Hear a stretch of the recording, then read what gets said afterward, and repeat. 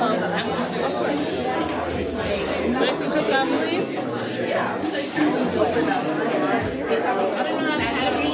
So we have Will, the actual organizer of the event, University of Pennsylvania, Black African student. Is it African student or? No, so we are the Graduate and Professional Student Assembly. So we're the governing board of the 12 graduate professional schools here at the University of Pennsylvania. Is this annual or this is the first time? So this is the first time. So within that graduate board, we have something called chairs. So each chair is responsible for a certain aspect. So my chairship, I'm the social chair. So I'm tasked with a $150,000 budget throughout the year, throw different events to catering to the graduate professional students. What was your vision with this event? You know, it's a 2-day event. Last night we had a gala. A lot of people came out from different cultures. It was a great time. And then today we're having a Jollof experience. What was your vision with the event? So, believe it or not, this event started off, this whole idea started off as a joke. So,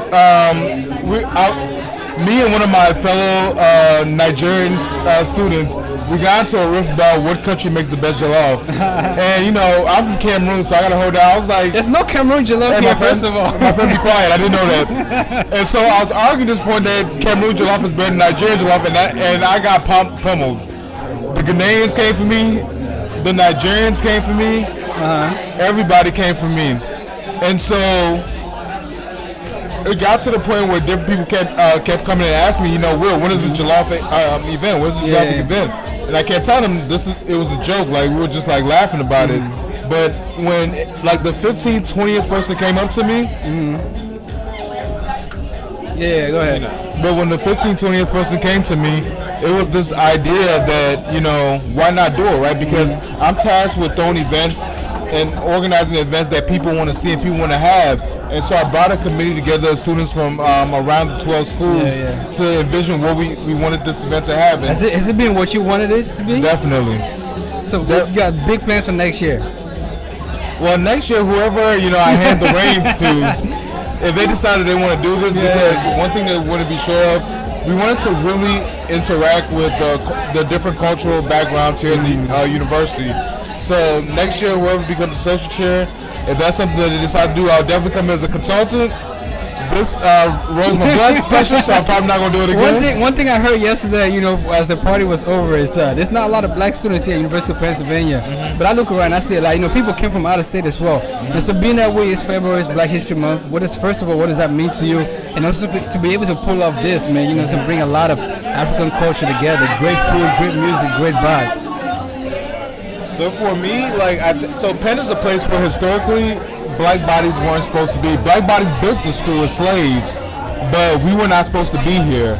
And so to think that 300 and some years after the founding of this institution, that we do have this brevity of black students of color is like a celebration, right? And so for me, I look at it as there were people that came here before me to pave the way for this, for me to be here, right? So like the building that we're in right now, the W.B. Du Bois College House, W. Du Bois was somebody that taught at the school, but at the time he could even be considered a professor or a lecturer.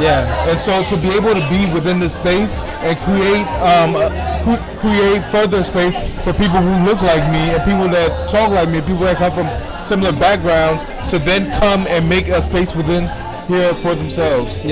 I gotta put you on the spot real quick, man. Being that you're the chair and all, name 7 African countries, being that it's Black History Month. Okay. Cameroon, Nigeria, Senegal, Chad, South Africa, Zimbabwe, Egypt, Somalia, Ethiopia. You got it. I can give you one tougher. A pound of cotton or a pound of stone, which one is heavier? A pound of cotton or a pound of stone, which one is heavier? Cotton. And I'll tell you why, because it's good with the bloods of the ancestors. This guy, and we have the founder and chair of University of Pennsylvania Black African Graduate Student Association. Thank you for speaking with us. Thank you for organizing this, man. And definitely looking forward to performing.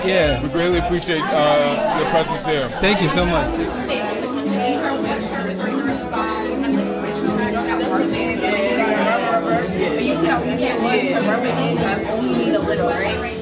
So it's mixed with like castor oil and coconut oil. So if you have like hyperfermentation, back to the We got Ayomide right here, founder of Legendary Aesthetics. What is this about? Okay, so right here I have some shea butter, and it's not just shea butter. There's castor oil and coconut oil. So if you have any acne, hyperpigmentation, it'll help smooth it out. Yeah. And you'll glow. Like you'll just glow in the winter This and the summer. This is glow up. Yes, this is glow up kind of. You making this yourself? Yes. How long you been doing this? So I've been doing this ever since I was in high school. Wow. I got a chemical burn, and like you see, I'm pretty dark, but my skin turned pink, and I had all these different color spots on. So then my mother, she said, you have to do butter. something. Yeah, I can't just be walking around looking like this anymore. Need to spike I need to get married, so I have to look up, right? So she told me to start using shea butter, and then she told me to start using black soap. Yeah. So then I started mixing my black soap with Osun. You know Osun? Yeah. So I put the Osun and I put castor oil as well. Wow. So you can glow and you can be smooth as well. So with these two combinations, like my skin has never been better. So where you at now? You in college or? I'm in college now. Here in Pennsylvania? I go to the University of Delaware. Oh, Delaware. So what brings you here to Pennsylvania, University of Pennsylvania? So I'm friends with Georgina, and I saw that she started doing her business for the hair and the lashes. Yeah. And I said, why am I not selling this yet? I make it for my sisters, I make it for my friends. There's no reason why I'm not doing this yet. Facts. So I decided to take the chance, and here I am in How's Pennsylvania. business? That's what it is, yeah. Yeah, you know, so being a Nigerian woman, Nigerian American, what does, it's February in Black History Month. What does Black History Month mean to you? Oh man, Black History Month, I think it's like the month of reminder and the month of creations. Like, you just constantly be inspired, and then you take that inspiration and you make new things. Yeah. And you continue to create the legacy of what Black History Month stands for. Because it's really just not a month, like it's forever. It's like a yearly thing. I hear that, yeah. Ghana girls or Niger girls? Thank you. Thank you very much.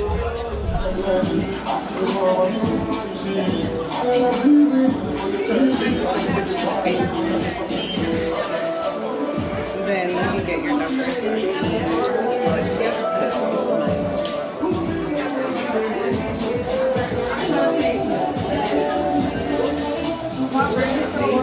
The card, that's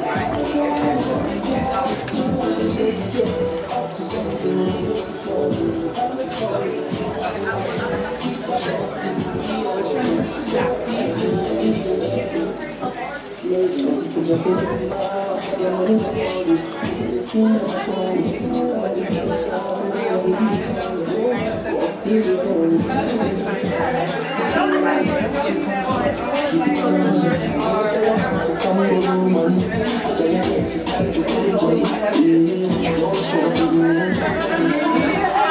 we have Miss Adjua, founder of Cultural Gifts. I like your hat. It's kind of like mine. Yeah, it's a beret with a little cowrie. You know what I mean? shell I thrown on. got put one of the little cowries on it. Okay. But yeah, what is Cultural Gifts? Cultural gifts. Well, my name is Adjua Frimpong, and cultural gifts simply means gifts that are from Africa. Yeah. Cultural, meaning it's part of my heritage, and hopefully part of a lot of people's heritage that are here today. So you from Africa, the continent? No. Or you trace where do you trace your roots back? Okay. My ancestors are from Africa. Yeah, of course. But I married a Ghanaian, Oh, so wow, I lived okay, in Ghana okay, for yeah. quite Ghana some Jollof, time. Ghana Yeah, Jollof. yes. Yeah, you can make Ghana Jollof? You learn how to make Ghana Jollof? Oh yeah. Hey, Oh you yeah. I gotta make Jollof a lot. Gotta make sure he sticks around, I'm just kidding. Yes. So how long have you been doing entrepreneurship, Miss Adjua, as far as Cultural Gifts is concerned? Seriously, I've been doing it since I retired from the telephone company about 10 years now. Okay. Yeah. So I don't do it all the time, but every now and then I like to just come out and talk to people and show them what I have, and hopefully they'll appreciate it. Yeah. What's the one advice you can give to young entrepreneurs as far as like you having done it now for 10 years? What's the one thing that you've learned that somebody needs to know to be an entrepreneur? Okay, well, I suggest that you find your passion and whatever is in your heart, try to, just step out and, take a chance. Take a chance. Nothing ventured, nothing gained. Yeah. I was going to put you on the spot and ask you what's the best, Ghana Jollof or Nigerian Jollof, but you already said Ghana Jollof. So I never had Nigerian Jollof, so just I can't can't make a comparison. Yeah, just living in Ghana. Thank you for speaking with us, Miss Adjua. All right, my Cultural pleasure. Gifts is the name of the business. Thank you so much. Okay, my All right, you have a pleasure. good one. Have a blessed day. Thank you. Peace and love.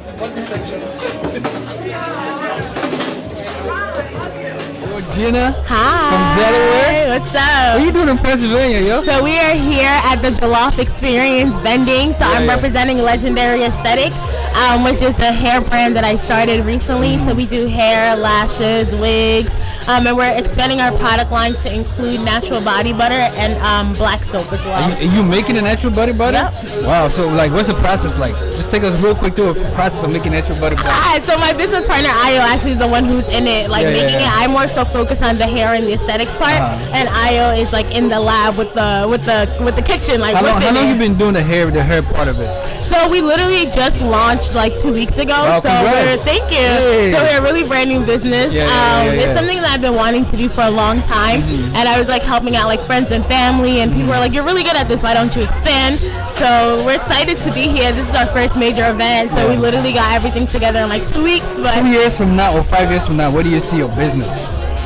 5 years, I would say 2 years from now, we hopefully see it launching like in a bigger scale. So supporting like, let's say, majority of hair in like Philly, Delaware, Jersey area. 5 years from now, expanding abroad, so servicing our sisters in Africa. I hear that. In the Barbados, Caribbean, you know. What is Black Africa? So we're here in Pennsylvania, W.E.B. Du Bois, College, Pennsylvania University. What does Black History Month mean to you?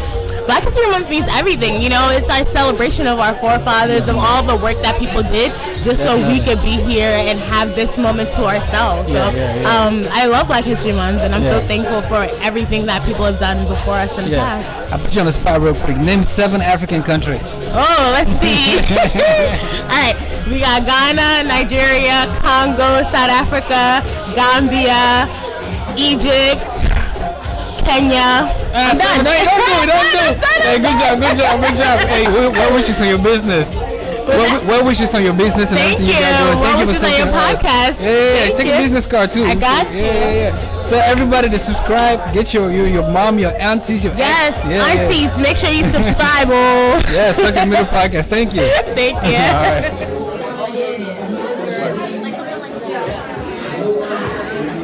All right. We have April, founder of the Pink Lapel here. So what is the Pink Lapel? The Pink Lapel is an accessories brand. Everything is handmade by me. Everything's sewn by me. The earrings. We mainly only deal with like textiles. So the earrings, are made out of fabric and yarn and things like that. So I don't do like beading and metals or anything. What was the inspiration behind like starting it? Like what made you think like people are gonna be interested in this? I started it because my husband, who's also an entrepreneur, had a event with his business partners, and I made them all ties just for good luck, not thinking of anything about it as far as a business. And people kept asking them that night, like, where do you get that tie from? Yeah. And I was like, oh. And then everybody's like, you should sell them. So I really started off like only making like long ties. And then from there, people asked for bow ties and pocket squares. And then I started making women's accessories because the women were like, well, what about us? What can we buy? What advice would you give entrepreneurs looking to start? Like what's the one thing you've learned being an entrepreneur? I think like one thing would just be, which is I'm sure it's a common thing you hear, is just like allowing yourself to fail sometimes. So there's been times when I have like launched products or added things to the line and people weren't interested in it, and I thought that it was going to be like a top seller, or people kept asking for it, and I'm like, oh, like kids bow ties. So I started making, and I was like, people are going to love these, and no one bought them. So just like don't give up and just keep believe going. it. Yeah. All right, being that you do a lot with fabric, I got to put you on the spot real quick. A pound of cotton and a pound of stone, which is heavier? A pound of what? Cotton. And a pound of stone, which is heavier? It's the same, right? A pound is a pound. We got a winner. All right, this is Black History Month. It's February. We're out here in University of Pennsylvania, W.E.B. Du Bois College. What does Black History Month mean to you as a black woman? Black History Month is important to me, but I feel like I celebrate Black history all year round, and I'm inspired by what Black and brown people are doing around the world every day.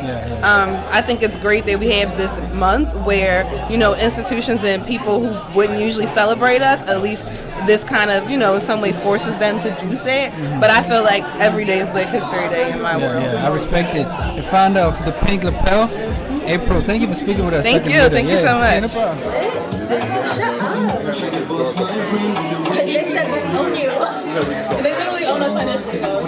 the gag is when we don't pay back the debt. When I'm president, we're not paying back. So we have Miss Rita, founder of Gallery Africa here in the building. You're actually from Maryland. Where we from? Yes, I'm from Maryland. Yeah, you came all the way here for this event? Right, I came all the way here to participate in the venue.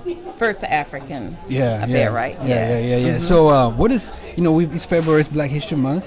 What does that mean to you, Ms. Rita? Well, for me, every month is Black History Month because I'm always, I'm African from heart. So for me as an entrepreneur, it means that, African Americans are going to patronize Black businesses mainly. So I see it from an entrepreneur standpoint, which means that business is going to be good. Yeah. And it's not every month. Yeah. When did you start entrepreneurship? Back in 1985, I started vending in 1985. I used to work for the government, had a good government job as a computer programmer, and I left my good government job in 1991 to start my business. And when I left my government job, I had already started my business, but I had other people working. And then I would think, why are you working for somebody when you got people working for you? But because we were trained to work for other people, it was a little difficult to make that move. But then I got my sign that it was time to make that move because I thought about like slaves. When they went from south to north, they went with only the clothes on their back. But we're so security conscious and so scared that we cannot make a move because it's like, whenever I mention to people that I might leave my good government job, they would say, you don't want to do that. Regular paycheck, they always discourage me. And then my mind said, when you do that, you cannot talk about it with people. What is Gallery Africa about? Gallery Africa, I sell clothing, I sell art, jewelry, and also I sell things when Afrocentricity is not so popular, then I sell things and I tell people that what I sell is for African Americans, but they're not African, but they're for African Americans due to the styles and the color. I'm gonna put you on the spot real quick, Ms. Rita. Okay, what? This is Black History Month. I want you to name me 5 African countries. I've been to Kenya. I've been to Togo. I've been to Ivory Coast. I've been to Ghana. And I've been to Senegal. Hey, we got to win in the bidding. But when somebody take their first trip to Africa, I think they should first go to the West Coast. Because that's where we're from. And when you go to the East Coast, Kenya, they're very European. So you're not going to see a whole lot of African culture. I hear that. Well, Gallery Africa is the name of the business. Wish you well on all your future endeavors, and thanks for speaking with us. All right. Thank you. Okay, Gallery thanks Africa. for having me.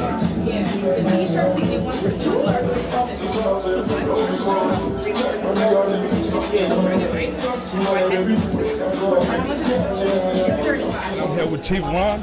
How you doing, my man? I'm feeling great, man. Man, you looking nice, man. You looking nice. Is the seal what you see us rocking right now? Yeah. Man, what's this all about? Talk to us. All right, so Tribe Worldwide Apparel, we're all about inspiring the next generation of young and up and coming Black people, African people all around the world, no matter where you may find yourself, inspiring those people to take pride in who they are inherently and not to seek validation outside of themselves. Right. So our culture is rich enough where we can be proud of that and we can stand on that and live on that as many of our ancestors did. And we're looking to just basically serve as like a conduit for the renaissance that's occurring right now. So we're renewing the minds of the people and giving them something fresh to say about themselves. Where I come from Cameroon. You know what I mean? And we got, chiefs, kings, and all whatnot. Where you from, man? All right, so I'm from Philadelphia. That's where I was born. But I was, I did my DNA background research, and a lot of my DNA is in the area of Nigeria and Cape Coast and things like that. So I've been, studying that stuff, really trying to find out more about, where my family comes from and what we're all about. Right. You've been back? I haven't been to Nigeria yet. I've been to Ghana. I went to Ghana recently in October. Yeah. And I had a great time. Really got an opportunity to experience it made me feel like I was living out like a past life or something like that. I was able to touch the ground that my ancestors was on, right, and be able to experience their lifestyle to some degree, eat the things they eat. So it was dope. So since you've been to Ghana, like, would you recommend your friends who haven't been back home to go? Yes, ever since, even while I was there, I was constantly posting on social media when I could find a signal. I was constantly posting on social media every piece of my experience that I could, because I want people to know that this place is wide open, for us to return and to visit and immerse ourselves in the culture. These people, there are people there as soon as you get off the plane, people embracing you like family. I really felt at home there, so I encourage everybody. Yeah. There's people who don't look like us there, and they're comfortable. Exactly. Why are we not comfortable making that move? That's fact. Since it's Black History Month, could you name 7 African countries? 7, 7 African countries. I would say Algeria. We'll say Ghana, Nigeria, Senegal, Gambia, Tanzania. South Africa. Man, you got it.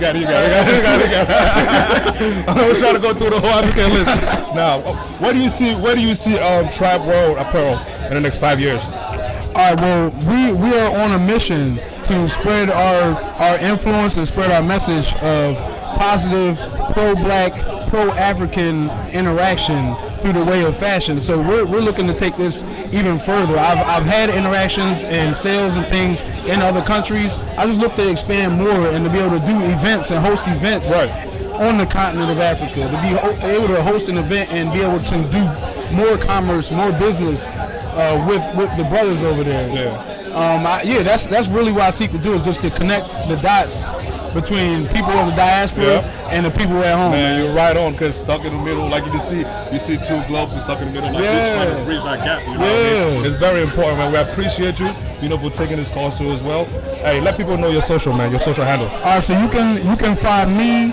You can find me at www.tribestyles.com. That's first and foremost. You can check out all the gear that we got, and if you like what you see, you can make a purchase. You can find us on social media. On Instagram is Dope Tribe Worldwide. Dope Tribe Worldwide, all one word. And then you can find us on Facebook at Tribe Worldwide Apparel Company. That's what we at. That's the stuff right here. Africa's Originals, bro. You already know, man. That's the flavor. Appreciate you, bro. That was man. Keep doing your thing, man. Thank you. Yeah. Master Yen on the beat. It's reflex. Can't love it, don't reach to this one, don't be played with it. Push and it goes for boy, no delay. No delay. With the yaba say molo, man on the tire for live life solo. Et mon frère si tu parles à ma go, dis-lui que tout le monde wants to know. See that fine girl for they go call am, chatify some more than they go order. I go changer your bread like butter, we go drink her like a jam butter. All my men then they all my men then they all my ex then they but I no get problem. I dey push and they go boy, I no get reverse. When I rap to the chappy, no say